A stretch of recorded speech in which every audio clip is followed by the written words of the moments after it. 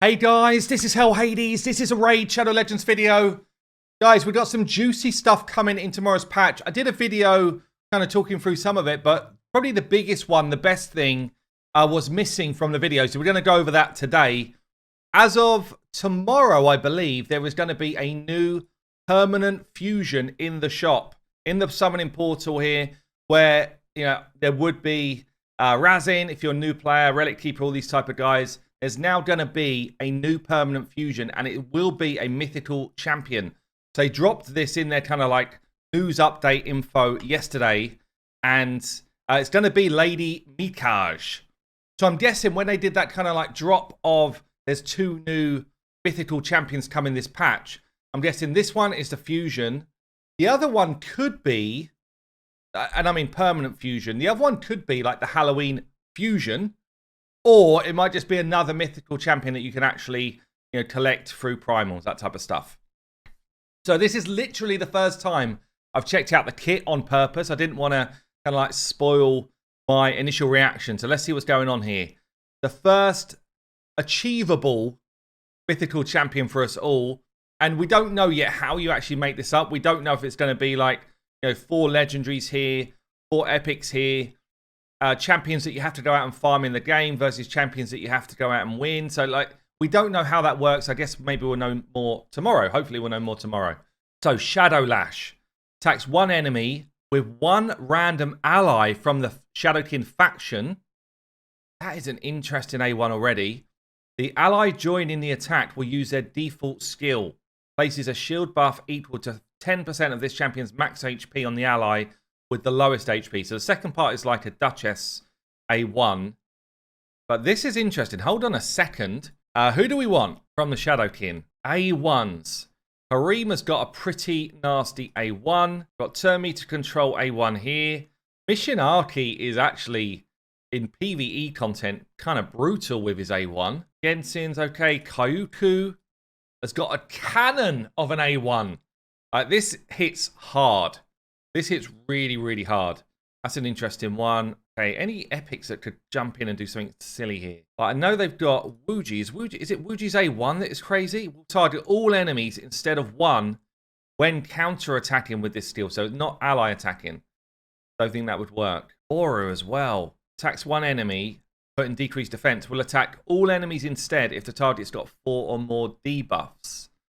That could be crazy as well. Okay, so there could be some interesting stuff going on here. Comment down below. Who would you pick? Which Shadowkin makes most sense to make that rock? I like that, though. I like that a lot. Okay, A2. Silken Snare. Attacks all enemies. Decreases the duration of all enemy buffs and all allied debuffs by a turn. That's pretty cool. Then increases the duration of all enemy debuffs and any ally buffs by a turn. That is actually very, very cool. For a level 3 enchantment, will ignore resistance plus 20%. That's weird language, right? I guess this is the mythical thing.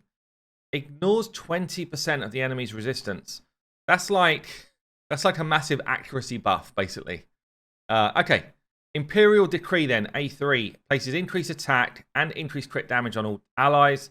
Then teams up with all allies for an ally attack.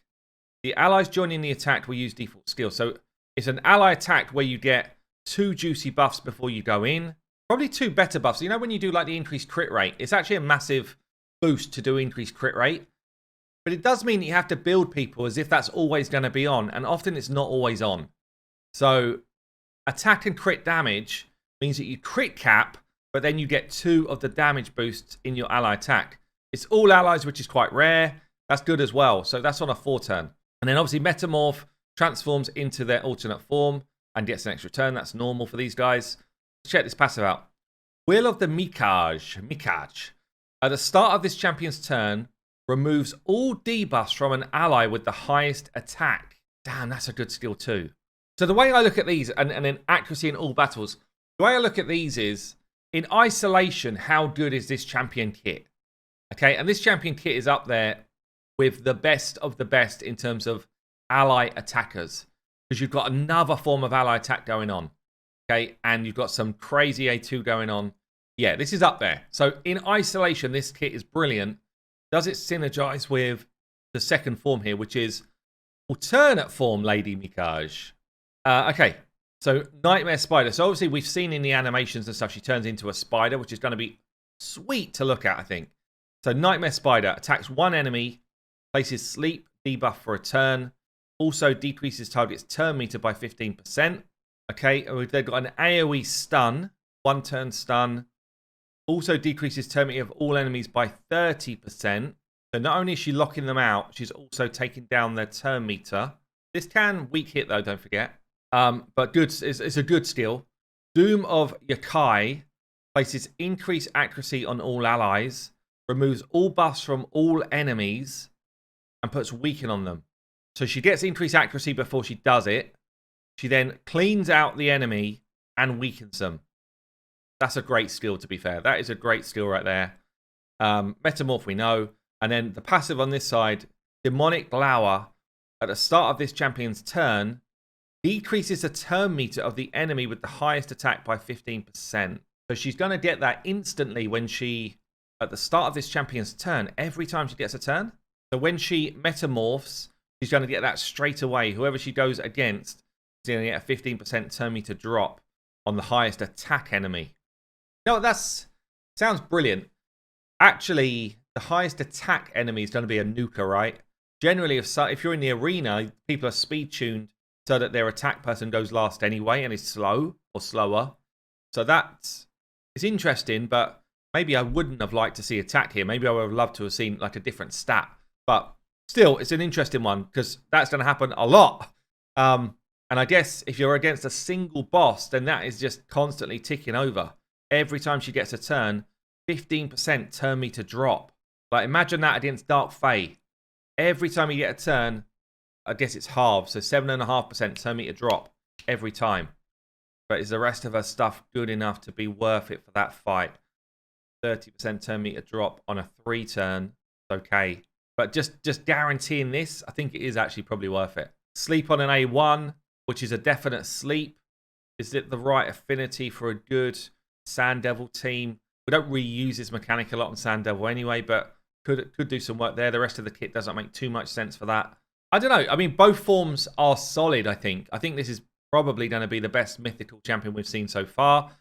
Both forms feel like they can actually interact with each other.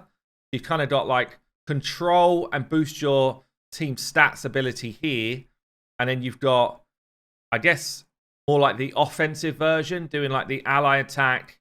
But imagine you can kind of like roll from an ally attack, flip form, stun enemies, drop their turn meters, give your team more accuracy. Like, feels like this is a very, very good champion for a farmable fusion. Just what we don't know is how you get that done. So yeah, let me know what you think. Lady Mikage, would you be super thrilled to pick her up? Is it something that you're interested in trying to go for as soon as possible? Or are you on the hate wagon for mythical champions? Anyway, I've been Hell Hades. I'll see you later.